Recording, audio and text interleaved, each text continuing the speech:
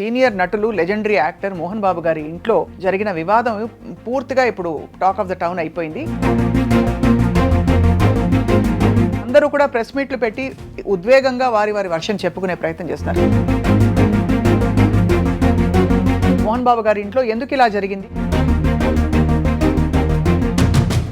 Welcome to this candid conversation.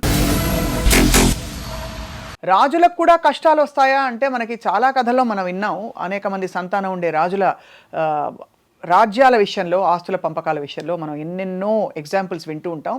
ఇవాళ రాజును ఎందుకన్నానంటే మనకు అందరికీ సుపరిచిత సీనియర్ నటులు లెజెండరీ యాక్టర్ మోహన్ బాబు గారి ఇంట్లో జరిగిన వివాదం పూర్తిగా ఇప్పుడు టాక్ ఆఫ్ ద టౌన్ అయిపోయింది. అందరూ కూడా ప్రెస్ మీట్లు పెట్టి ఉద్వేగంగా వారి వర్షన్ చెప్పుకునే ప్రయత్నం చేస్తున్నారు. కానీ మానవ సంబంధాలు, సామాజిక కోణాలు, క్రమశిక్షణ ఇవన్నీ చెప్పే మోహన్ బాబు గారి ఇంట్లో ఎందుకు ఇలా జరిగింది, దీనికి పరిష్కారం ఏంటి, కథ సుఖాంతం ఎలా అవుతుంది? కృష్ణకుమార్ గారు అందరికీ సుపరిచిత సోషల్ యాక్టివిస్ట్ అండ్ విశ్లేషకులు మనతో ఉన్నారు. నమస్కారం అండి. నమస్కారం. కృష్ణకుమార్ గారు, నిజంగా బాధాకరం అండి. అవును, ఇది అంటే తండ్రి కొడుకుల మధ్య వచ్చిన ఈ చిన్న వివాదం బాగా పెద్దదైపోయింది. అసలు ఎందుకు అంటే గతంలో మనం ఇలాంటి ఎగ్జాంపుల్స్ చూసామా? అంటే లెజెండరీ యాక్టర్స్ ఎన్టీఆర్ గారు కావచ్చు, మనకి అక్కినేని నాగేశ్వరరావు గారు కావచ్చు, అనేక మంది సంతానం ఉన్నా కూడా ఎక్కడా ఇలాంటి విభేదాలు రాలేదు మనకు తెలిసి. రాలేదు. వాళ్ళు ఏంటంటే ఎక్కడికక్కడ ఎవరిది వాళ్ళకి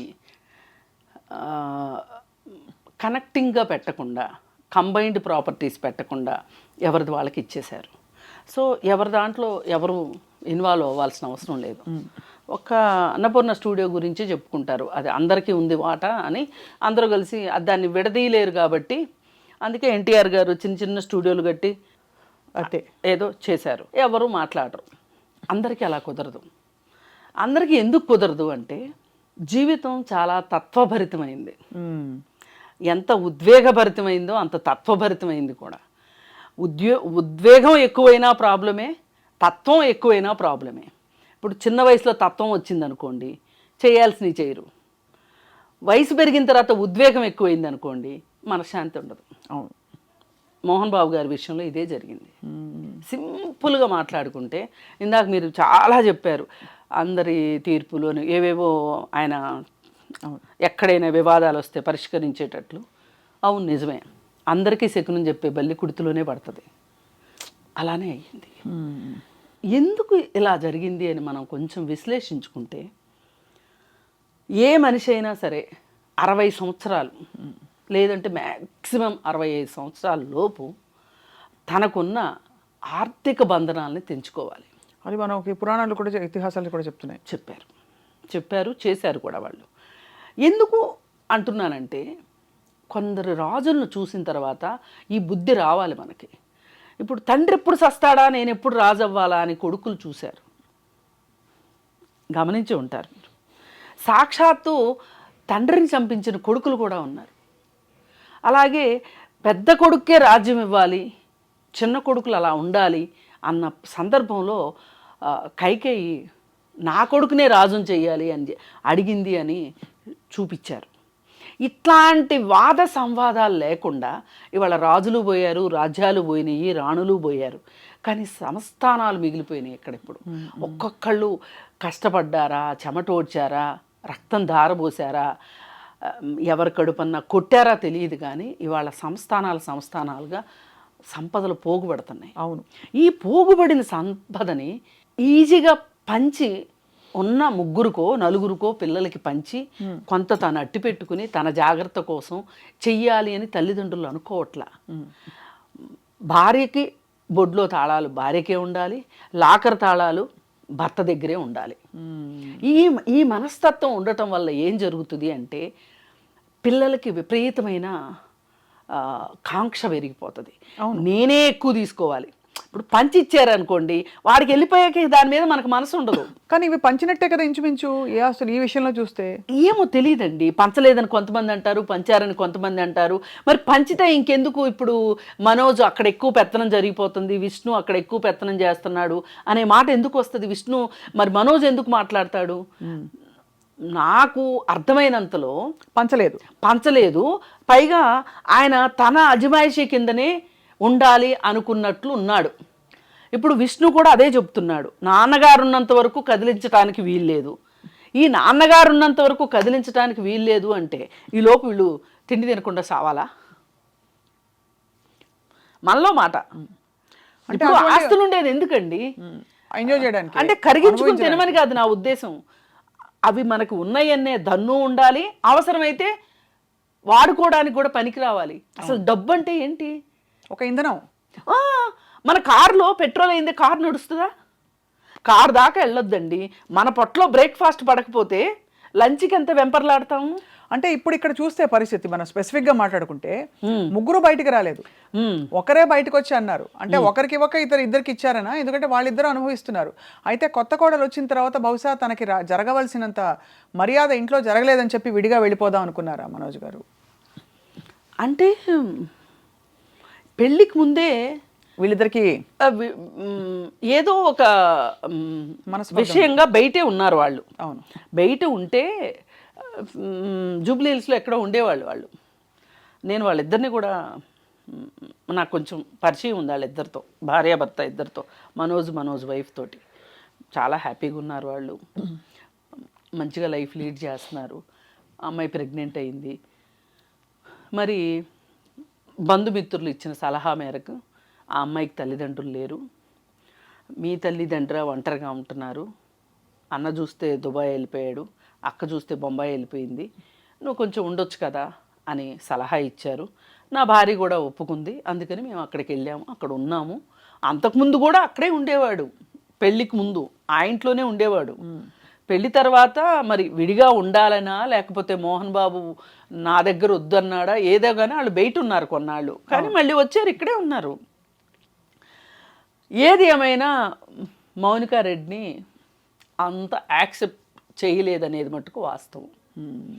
అలాగే ఎందువల్ల యాక్సెప్ట్ చేసి ఉంటారని మీ అంచనా?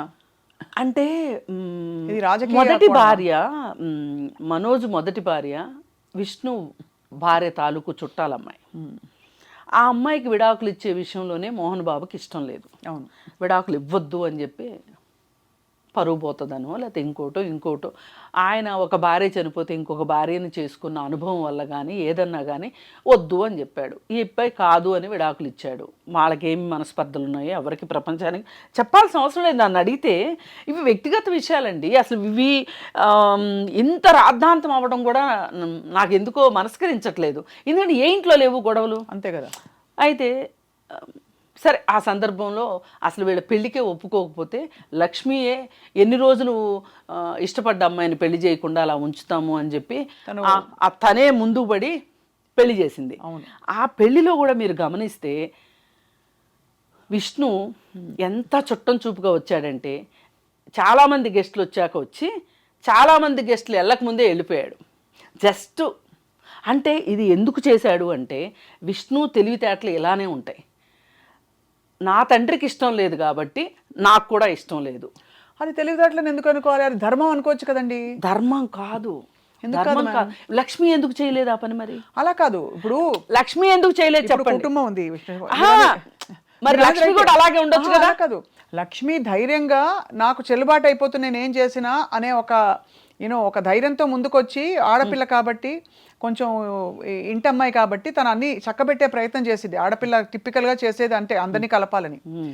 అక్కడ అన్న ఇంకోవైపు విష్ణు బహుశా అందరం ఒకవైపు ఉంటే బ్యాలెన్స్ ఉండదు కాబట్టి తండ్రి వైపు తల్లిదండ్రుల వైపు తను ఉంటున్నట్టుగా ఉండి మనోజ్ వైపు తిను ఉంటున్నట్టుగా ఉండి ఇది చాలా కుటుంబాల్లో జరిగేదే కదా. జరిగేదాని వెనక మర్మమే నేను చెప్తున్నా. ఈ జరిగేదాని వెనక తండ్రిని మంచి చేసుకోవాలి. ఎందుకంటే తండ్రి చేతిలో ఆస్తులు ఉంటాయి, తండ్రి చేతిలో పవర్ ఉంటుంది. పవర్ చుట్టూ తిరుగుతాయండి పాలిటిక్స్ మొత్తం. Family biggest politics in the world family politics. ఈ ఫ్యామిలీ పాలిటిక్స్లో విష్ణు కావాలని అలాగా తండ్రితోటి చాలా బాగా జోరీలాగా ఉండి తండ్రికి మనసులో మనసై మాటలో మాటై తండ్రి అధికారాన్ని ఒప్పుకుని ఆ పెత్తనాన్ని భరించి తండ్రితో మంచిగా ఉన్నాడు. అది మనోజ్కి చేత కాలేదు. పిల్లలందరూ ఒకలా ఉండరు కదా, అంతే. ఉండకపోయేసరికి మనోజ్కి క్రమక్రమంగా డిస్టెన్స్ పెరిగింది. పైగా వీళ్ళ మధ్యలో ఎప్పటి నుంచో గొడవలు ఉన్నాయి అనడానికి మనోజ్ చెప్పిన కారణం చాలా సముచితంగా ఉంది. అదేంటి అంటే విద్యా సంస్థల నుంచి వస్తున్న డబ్బులతోటి విష్ణు సొంతగా సినిమాలు తీస్తున్నారు, ప్రొడక్షన్ హౌస్ పెట్టి. డబ్బాలు వెళ్తున్నాయి కానీ డబ్బులు రావట్లా, డబ్బాలు తిరిగి వస్తున్నాయి కానీ డబ్బులు మట్టుకు తిరిగి రావట్లా. అయితే అన్నీ పోయిన సినిమాలే కదా, ఒక్క సినిమా ఆడి డబ్బులు వచ్చింది ఏమున్నాయి? ఈ మధ్యకాలంలో జిన్నా సినిమా అట్టర్ ఫ్లాప్, తెలుసు కదా, 5 పైసలు రాలేదు దాంట్లో, పోయినాయి కానీ. అయితే మరి మనోజు బయట ప్రొడక్షన్ హౌసుల్లో పనిచేస్తున్నాడు, హీరోగా పనిచేస్తుంటే తనకు రెమ్యూనరేషన్ వస్తుంది, ఆ సినిమాలు తీసిన వాళ్ళకి డబ్బులు వస్తున్నాయి. మరి సొంత ప్రొడక్షన్ హౌస్ను పెట్టి ఆడే సినిమాలు నటించగలిగిన సత్తా ఉన్న మనోజ్ని పెట్టి సినిమా ఎందుకు తీయలేదు? విష్ణుని పెట్టే ఎందుకు సినిమా? అంటే మీ ఆంతర్యం ఏంటంటే ఒకళ్ళని తక్కువ చేసి ఒక కొడుకుకి ఎక్కువ ప్రాధాన్యత ఇచ్చారు అనేది తేట తెల్లం అవుతుంది. కానీ ఒకటి రవికుమార్ గారు, అంటే ఇక్కడ మీరు అన్న పాయింట్ నేను సవినయంగా స్వీకరిస్తూనే, మనకి పురాణాల్లోనే కనిపిస్తుంది కదండి, పురాణాల్లోనే ఇటువంటి ఉదాహరణలు ఉన్నాయి. శ్రీరామచంద్రుడికి అలా అని ఇక్కడ ఏదో అలా అని భరతుడు చెడ్డవాడని మనం ఎలా అంటాం? నేను చెడ్డవాడు అనట్లేదు, నేను చెడ్డవాళ్ళు మంచివాళ్ళు అనట్లేదు. ఒక తండ్రిగా నువ్వు సమానంగా చూడాల్సిన బాధ్యత ఉందా లేదా? ఒక తండ్రికి పిల్లలు ఎలా అన్నా ఉండేవండి. ఒక ఇద్దరు పిల్లలు ఉన్నారండి, ఒకళ్ళు చాలా సెల్ఫ్ సఫిషియెంట్గా చాలా బాగుంటారు. ఒక అబ్బాయికి అనారోగ్య కారణాల వల్ల కావచ్చు, లేకపోతే అతనికి తెలివి తక్కువ వల్ల కావచ్చు, ఒక పిల్లవాడు లోలో ఉన్నాడు అనుకోండి, పెద్దవాడిని కూర్చోబెట్టి, అరే నాన్న నీ తమ్ముడు ఎలా, నీ అన్న ఎలా ఉన్నాడు, పరిస్థితి ఎలా ఉంది, అతన్ని కూడా మనం పైకి తెచ్చుకోవాలి అని మాట్లాడి చేయాల్సింది పోయి నువ్వే డిఫరెన్స్ చూపిస్తుంటే వాళ్ళ మధ్యలో వైషమ్యాలు పెరగవా? ఖచ్చితంగా వైషమ్యాలు ఏ కుటుంబాల్లో ఉండకూడదు, ఒప్పుకుంటా. ఎన్టీ రామారావు గారు ఇప్పుడు ఆయనకి 10 మంది సంతానం కదండి, ఎంతమంది బాలకృష్ణ గారు అంత పాపులర్ అయ్యారు? మరి ఆయన అందరికీ ఏదో ఒక రకంగా ఏదో ఒక రంగంలో, సినిమాటోగ్రఫీలో ఒకళ్ళకి, ప్రొడక్షన్లో ఒకళ్ళకి, యాక్షన్లో ఒకళ్ళకి, కుటుంబ వ్యవహారాలకు సంబంధించి ఒకళ్ళకి, ఇప్పుడు రామకృష్ణ అనే ఆఖరణ ఉంటాడు, అతను అందరు కుటుంబ సభ్యుల ఆర్థిక వ్యవహారాలు విషయంలో అతను చూసుకుంటాడు. ఒక ఆయన ఉన్నాడు, ఆయన సినిమాటోగ్రఫీ చేస్తారు. అవును, ఇట్లా ఉన్నారు. అక్కడ ఇప్పుడు ఎవరైనా వచ్చి బయటకు వచ్చి మాట్లాడింది లేదు కదా, నేను అనేది అది. ఇప్పుడు ఇక్కడ ఎందుకు అయ్యింది ఇంత అంటే, మనోజ్కి ఎందుకు ఆ ప్రాధాన్యత ఇవ్వలేదని మనం మీ విశ్లేషణ, లేదు కొంతమంది అభిప్రాయం? లేవు కదా. నాకు అందరూ నన్ను అల్లారు ముద్దుగా నిన్ను పెంచాను, అందరికంటే ఎక్కువ నీ మీదే ఖర్చు పెట్టి పంపించానని స్వయంగా తండ్రి గారు అన్నారు కదండి. కాదు, నీ మీదనే ఎక్కువ ఖర్చు పెట్టాలనుకున్నాను, నిన్ను చదివిద్దాం అనుకున్నాను, కానీ నువ్వు చదువుకోలేదు అన్న పక్కన ఒక ఫిల్ ఇన్ ద బ్లాంక్ ఉంది. నీకే ఎక్కువ ఖర్చు పెట్టి చదివిద్దాం అనుకున్నాను కానీ నువ్వు చదవలేదు అనేది ఫిల్ ఇన్ ద బ్లాంక్. అంటే అసలు ఆ వీడియో మొత్తంలో మీరు ఆశాంతం గమనిస్తే బిట్టు ఆత్మస్తుతి పరనింద, ఈ మొత్తం విషయానికి మనోజే కారణం, నేను ఏమాత్రం కారణం కాదు, విష్ణు ఏమాత్రం కారణం కాదు అన్నట్లుంది. ఇది వింటే ఒకవేళ మనోజు మనసు మార్చుకుని ఒక చోట కూర్చుని అక్రాస్ ది టేబుల్ ప్రశాంతమైన వాతావరణంలో కూర్చోవాలి అని అనుకుంటే కూడా అతను వెనక్కి వెళ్ళిపోయేటట్లుంది ఆ వీడియో. ఇప్పటికైనా నువ్వు నష్ట నివారణ చర్యలు చేపట్టాలి అంటే కొన్ని మాటలు మాట్లాడకూడదు. అవును, విష్ణు కూడా అదే మాట్లాడుతున్నాడు. మనోజ్ చేసిన దానికి నా తండ్రి చాలా తక్కువ చేశాడు అని మాట్లాడుతున్నాడు. నువ్వు కాదు ఆ మాట అనవలసింది, మోహన్ బాబు అనాలి. నువ్వెందుకంటావు? ఇప్పుడు అసలే మీ ఇద్దరికి గ్యాప్ ఉంది, ఈ గ్యాప్ను ఫిల్ చేయాల్సిన మోహన్ బాబు గారి గ్యాప్ను ఫిల్ చేయకపోగా అది ఏదన్నా కానివ్వండి ఆ గ్యాప్ పెరుగుతా వెళ్తుంది. ఇప్పుడుకైనా సరే, ఇప్పుడు లక్ష్మి ఎందుకు ఏమీ మాట్లాడుకోకుండా వెళ్ళిపోయింది? ఇది నా వల్ల కాదు అనేది ఆమెకు అర్థమైపోయింది, ఇది నా కప్ ఆఫ్ టీ కాదు అని అర్థమైంది ఆమెకి, వెళ్ళిపోయింది. నా వల్ల కాదు అనిపించింది.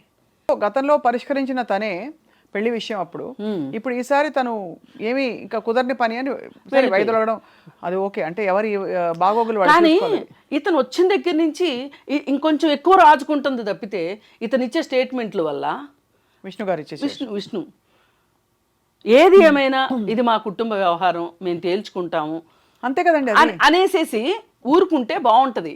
ఇప్పుడు మోహన్ బాబు గారు కూడా ఆ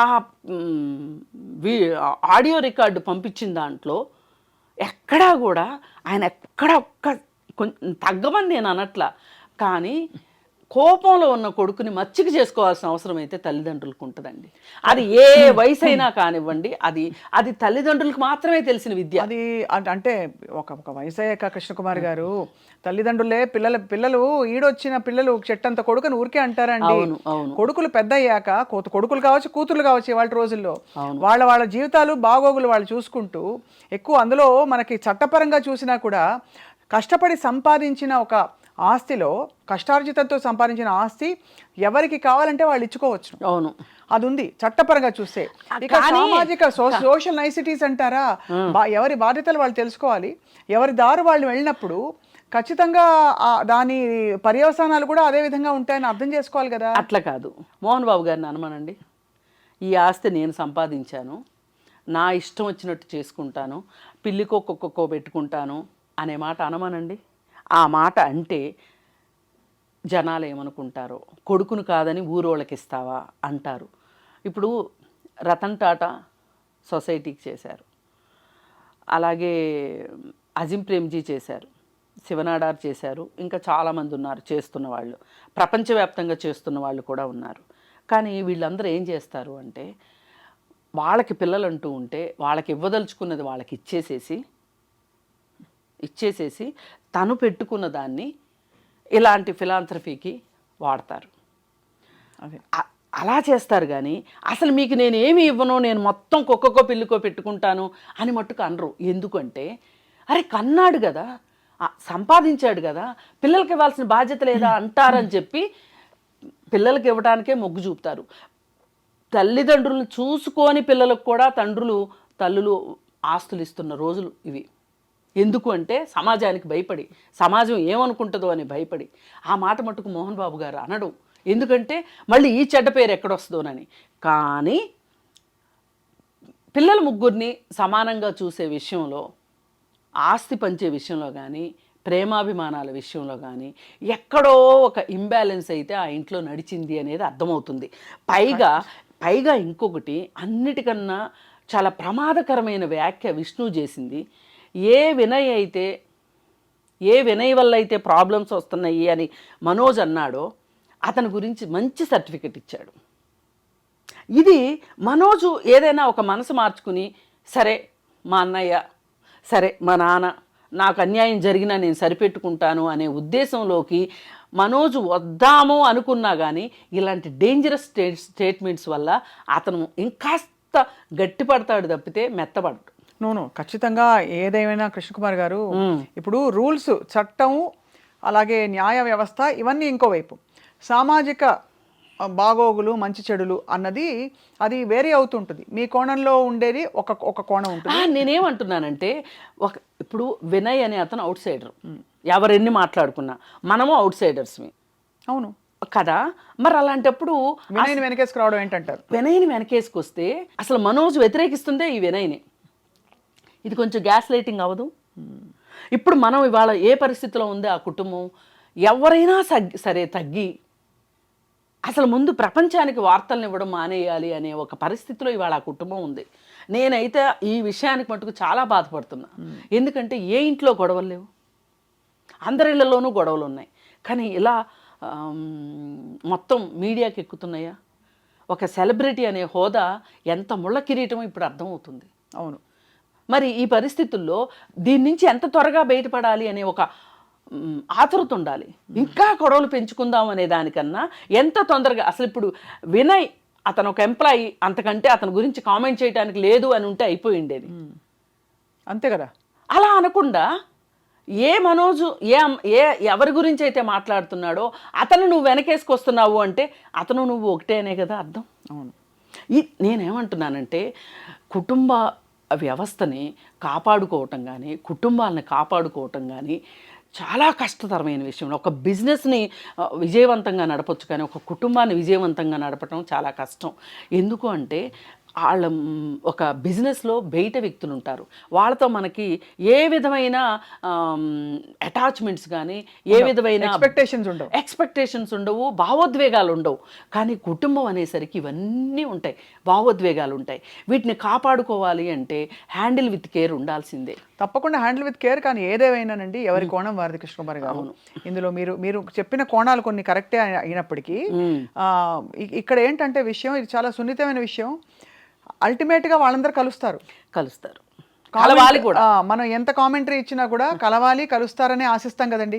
అవును, అంతే కదా అది. అండ్ కుటుంబ వ్యవస్థలు ఇందులో చూసి నేర్చుకోవాల్సింది ఏంటంటే మనం గాజు పదునుగా జాగ్రత్తగా బంధాలను నిలుపుకుంటూ చేయవలసిన కర్తవ్యాలన్నీ కూడా ఆ టైంకి చేసేస్తే బహుశా ఇలాంటి మనస్పర్ధలు రాకుండా కాపాడుకోవచ్చు అని చెప్పడానికి ఇన్సిడెంట్ జరిగింది. అంతకంటే ఏం లేదు కదా. ఇప్పుడు నేను ఫ్యామిలీ కౌన్సిలింగ్లో కూడా చూసేది ఏంటంటేనండి, ఏ అత్తగారు మామగారు అయితే ఫెవికాల్ లాగా బంధాలు చాలా దృఢమైనవి అని అనుకుంటూ ఎక్కువ ఇన్వాల్వ్ అయిపోతుంటారో పిల్లల జీవితాల్లో, ఆ కుటుంబాలే రోడ్డుకి ఎక్కుతాయి.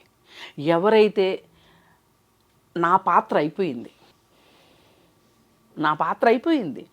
ఏంటి, పెళ్లి చేసుకున్నాం, పిల్లల్ని కన్నాం, వాళ్ళని పెంచాం, వాళ్ళని పెద్ద చేసాం, ప్రయోజకులను చేసాం, మా పాత్ర అయిపోయింది, మా డ్యూటీ మేము ఫుల్ఫిల్ చేసాం, ఇంకా బతకటం అనేది వాళ్ళ డ్యూటీ అని వదిలేస్తారో ఆ కుటుంబాలు చాలా బాగుంటాయి. అవునండి.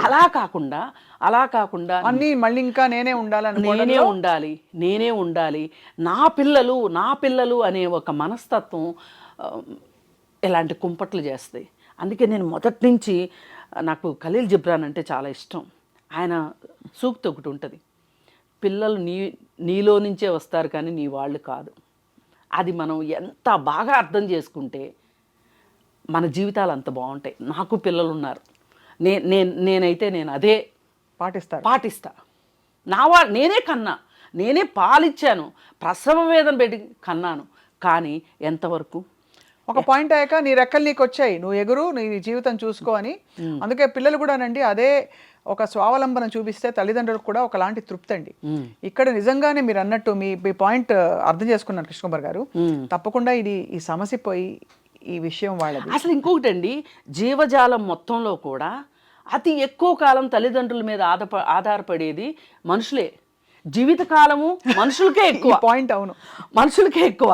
నేను మొన్న వీడియో చూశాను, ఒక పెట్టె గుడ్డు పెట్టింది, 10 గుడ్లు పెట్టింది రోజుకొకటి.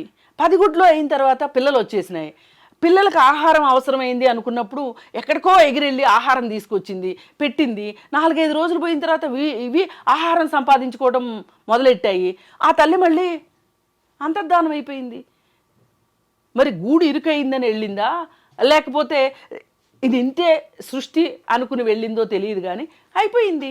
ఇప్పుడు దూడలు ఉంటాయి, కాతే జీవితకాలం కూడా మన మనుషులది ఎక్కువ కాబట్టి, మనకు ఆలోచన శక్తి ఉంది కాబట్టి మనం ఎక్కువ ఆధారపడేటట్లు చేసుకోవడం. మనం సృష్టించుకున్న ఉద్వేగాలు, పరిస్థితులు అవి. నిజంగానే మీరు అన్నది చాలా మంచి విశ్లేషణ అందించినందుకు కృష్ణకుమార్ గారు యాజ్ ఆల్వేస్. ఇవాళ కొత్త కోణం, మీతో మామూలుగా పెద్ద అంటే మహిళా సమస్యల గురించి మాట్లాడతాం, ఇవాళ ఇంకా సామాజిక కోణం, జీవితం, కొంత ఫిలాసఫీ కూడా కలిసి చాలా మీరు పూర్తిగా సంపూర్ణంగా చెప్పినందుకు మీకు ధన్యవాదాలండి. నమస్కారం.